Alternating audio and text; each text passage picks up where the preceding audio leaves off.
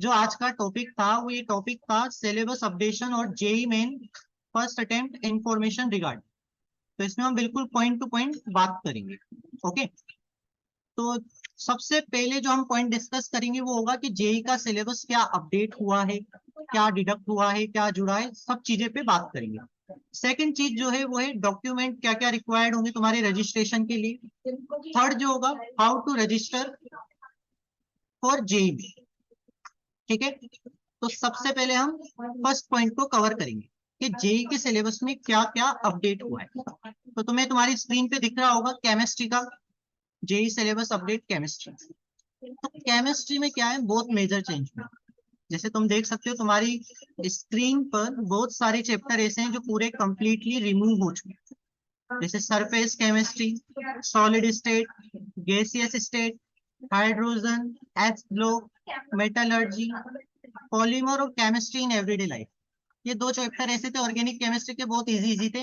ये सारे उन्होंने कंप्लीटली रिमूव कर दिए, है ना।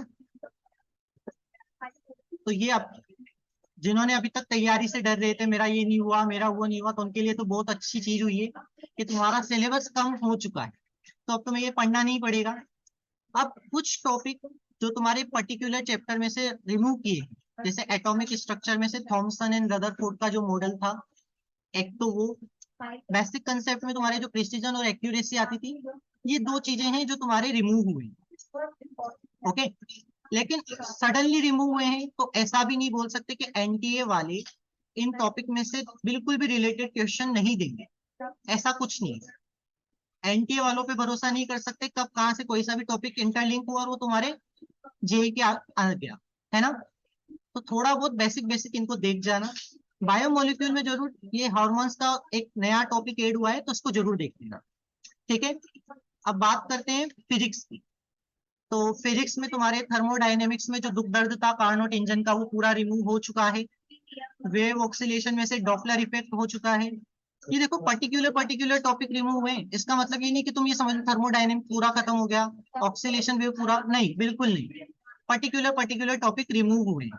जैसे थर्मोडायनेमिक में मैंने बोला कार्नोट इंजन, ऑक्सीलेशन वेव में डॉपलर इफेक्ट, करंट इलेक्ट्रिसिटी में पोटेंशियोमीटर एंड एप्लीकेशन, मैग्नेटिज्म में से तुम्हारे अर्थ मैग्नेटिज्म और साइक्लोटेशन जो होता है वो, इलेक्ट्रोमैग्नेटिक डिवाइस में से ट्रांजिस्टर, ट्रांजिस्टर का वहां पे नाम ही नहीं था, जो सिलेबस न्यू आया ना वहां पे ट्रांजिस्टर का नाम ही नहीं है। एम्पलीफायर ऑक्सीलेटर हटा दिया।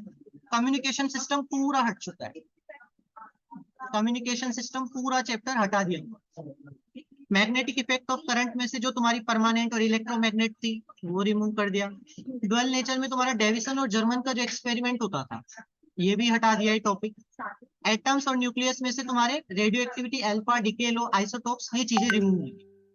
ओके, तो अब ये पर्टिकुलर टॉपिक सेम वैसी वही बात आई कि इन्होंने ये पर्टिकुलर टॉपिक हटाए हैं, वहां शो नहीं करेंगे। लेकिन अगर इंटरलिंक हुआ तो बिल्कुल तुम्हें क्या करना है, बेसिक बेसिक जो तुम्हारे माइंड में थोड़ा थोड़ा भी दिख रहा है ना, पढ़ लेना। कि अगर बाई चांस इंटरलिंक करके कहीं बीच में घुसा दिया तो तुम्हें नॉलेज रहे कि हाँ ये चीज है समथिंग कुछ। मतलब ज्यादा डीपली नहीं पढ़ना है लेकिन बेसिक नॉलेज जरूर ले लेना। थर्ड तुम्हारा आएगा मैथमेटिक्स। मैथमेटिक्स में भी सेम चीज हुई है। कहने को कोई पूरा चैप्टर रिमूव नहीं हुआ, एक दो को छोड़ के बाकी टॉपिक रिमूव करेंगे। जैसे कॉम्प्लेक्स नंबर में तुम्हारे आता था square root, cube root of unity, triangular inequality, ये हटा दिया है पूरा। डिटर्मिनेंट से प्रॉपर्टीज ऑफ डिटर्मिनेंट पूरी रिमूव हो गई। लिमिट, कंटिन्यूटी, डिफरेंशियबिलिटी, जो एलसीडी का चैप्टर था इसमें तुम्हारे रोले एंड लैग्रांज की जो वो होती थी थ्योरम, टेंजेंट का जो फॉर्मूला होता था, मैथमेटिकल इंडक्शन, ये हटा दिया। इंटीग्रल कैलकुलस में यूनिट ऑफ सम आता था वो रिमूव हो गया है। डिफरेंशियल इक्वेशन में से फॉर्मेशन ऑफ डिफरेंशियल इक्वेशन, ये टॉपिक हटा दिया।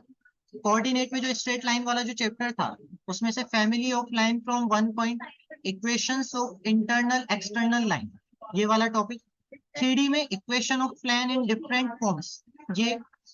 वेक्टर में तुम्हारे जो scalar and vector triple product होता है वो। प्रोबेबिलिटी में तुम्हारा बर्नौली ट्रायल और बाइनोमियल डिस्ट्रीब्यूशन। और ट्रिग्नोमेट्री में सबसे इजी जो टॉपिक था तुम्हारा हाइट एंड डिस्टेंस। एक ना एक क्वेश्चन तो इसमें से आता ही था और उसमें से हमारे 4 नंबर पक्के होते थे। तो वो ये टॉपिक हटा दिया है। ठीक है, अब जो पूरे चैप्टर हटाए उनकी भी बात कर लेते हैं। जैसे तुम्हारा मैथमेटिकल रीजनिंग और पीएमआई, ये पूरे कंप्लीट रिमूव हुए। ठीक है, तो इनको लिख लेना, वरना स्क्रीनशॉट अगर तुम ले सकते हो तो ले लेना। सीक्वेंस एंड सीरीज में से एजीपी और समेशन ऑफ सीरीज आता था, वो टॉपिक दिखे ही नहीं, दर्शन ही नहीं दिखे वहां पे।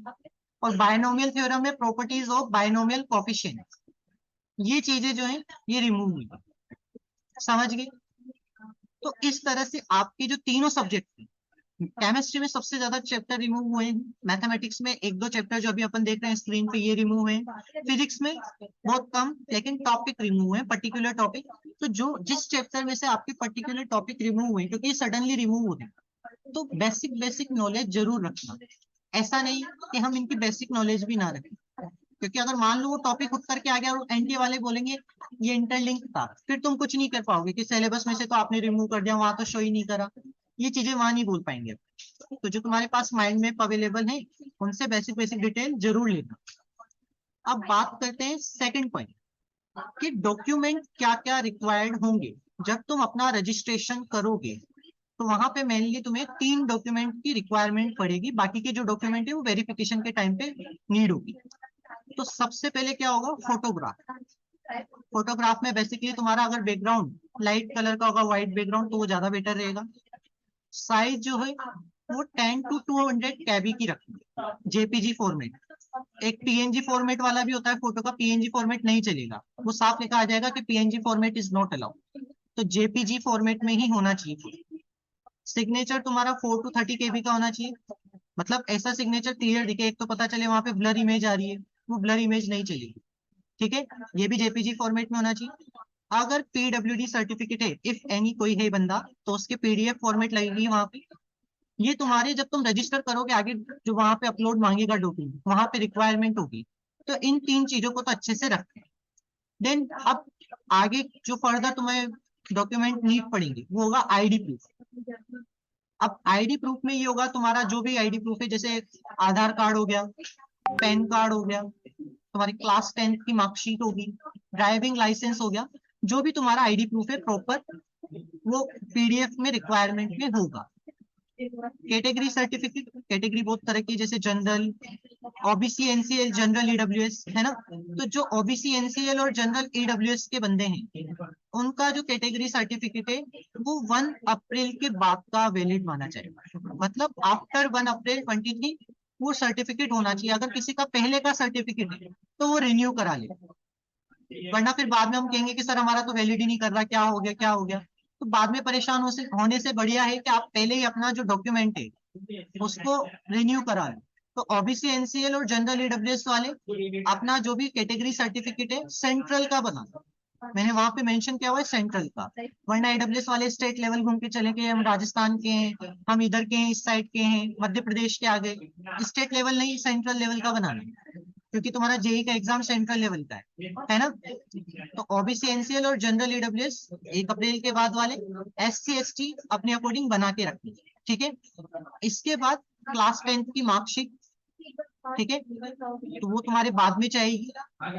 और क्लास 12 जो ड्रॉपर स्टूडेंट है, ड्रॉपर स्टूडेंट के लिए वहां पे क्लास 12 की मार्कशीट नीड हो। ठीक है, तो ये जो डॉक्यूमेंट है इनको अच्छे से तैयार रखना। एक बार और बता देता हूँ, तुम्हारा जो आधार कार्ड वो अपडेटेड होना चाहिए, यानी कि आधार कार्ड और 10th की जो मार्कशीट है उसमें जो नेम है, स्पेलिंग है, वो सेम होनी चाहिए, डेट ऑफ बर्थ।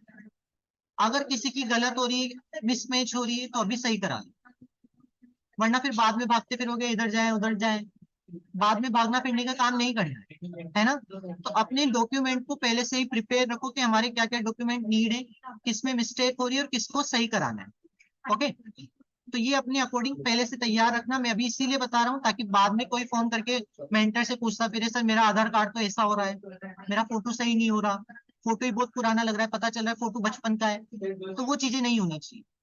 ठीक है, नेक्स्ट चीज पे